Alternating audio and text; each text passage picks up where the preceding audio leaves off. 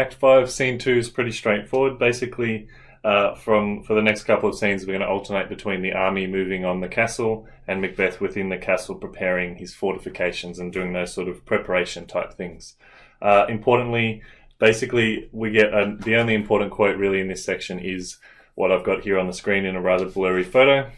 Now minutely revolts, upbraid his faith breach. Those he commands move only in command, nothing in love. So the important thing is always that Macduff and Macbeth are foils, which basically means like you're thinking Luke Skywalker, Darth Vader. They're two sides of the same coin. One is each person's role within the story is to kind of emphasize something in the other person. So essentially what's happening here is that our mate Macbeth is going to increasingly become crazy, and the point is that no one loves him. They just do what he says because they're worried that he'll kill them, and because he's the king and he commands them. Then we go on, now does he feel his title hang loose about him like a giant's robe upon a dwarfish thief? So he's very much the emperor's clothes. He's very much not in a place where he belongs, and he's starting to realize that.